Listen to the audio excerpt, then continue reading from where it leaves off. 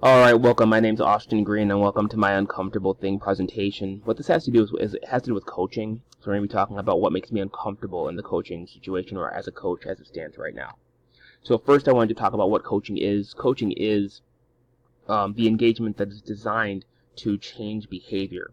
So you're not doing therapy. You're not dealing with people who are unfunctional and taking them to a functional state. You're dealing with people who are functional and bringing them into a performance state. So the outcomes of coaching are excellent performance, being self-generating, and self-correcting. Those are the things that you want the coaching client to have at the end of the coaching engagement. Now, excellent performance has to do with the objective standard. So maybe we're coaching for sales. Maybe we're coaching in operations for defects. Maybe we're coaching in human resources or in legal for compliance.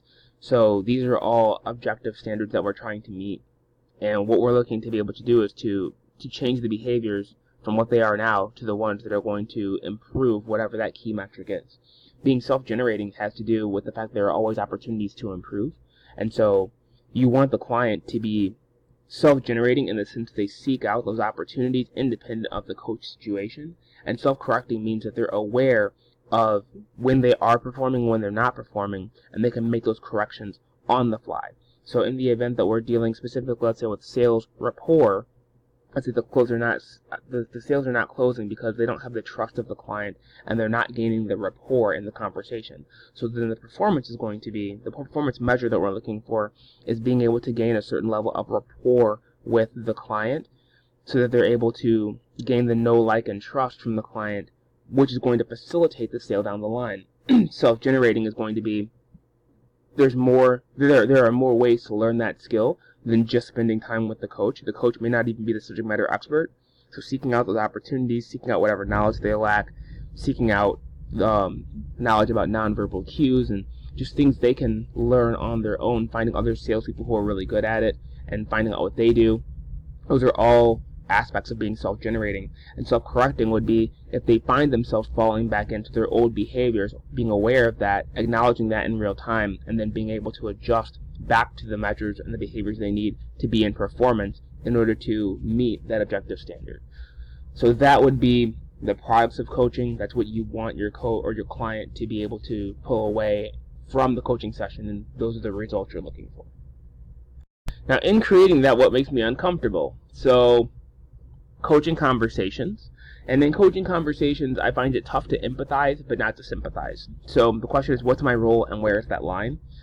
I find it tough to hold accountable and also to create a safe space for expression. So it's finding that balance between being able to create an open environment where we can have a conversation about what is or isn't happening and what we need to change in order to make that happen, and even the frustrations they have along the way, because there can be more candid conversations between the coach and the client, but at the same time, then having the ability to be able to maintain that accountability and hold them accountable to the behaviors they have while maintaining that type of environment without them feeling like I'm taking what they're saying and using it against them.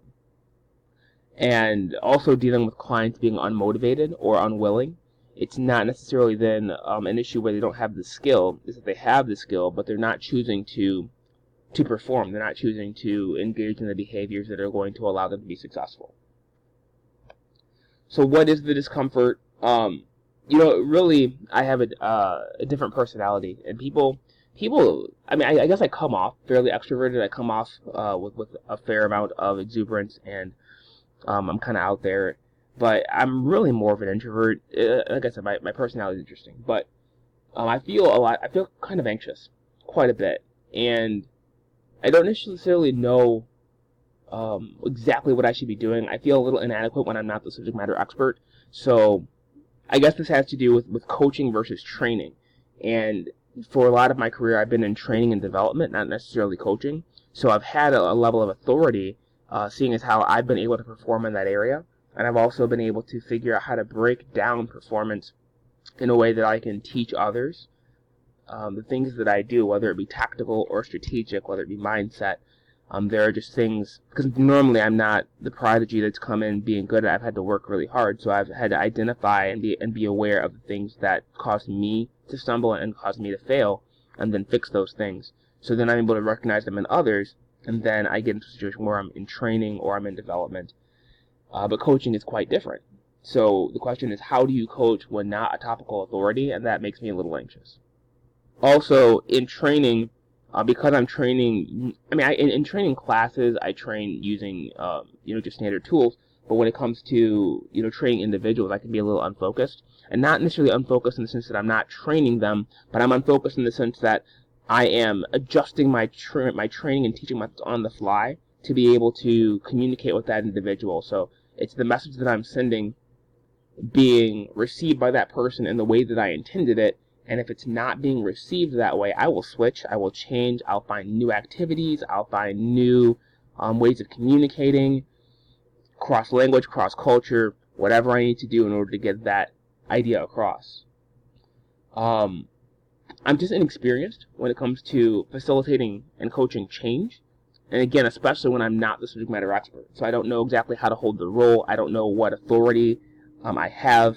I don't know if I'm going to come across confident, because they might ask me questions that I don't have the answers to because I'm not the subject matter expert.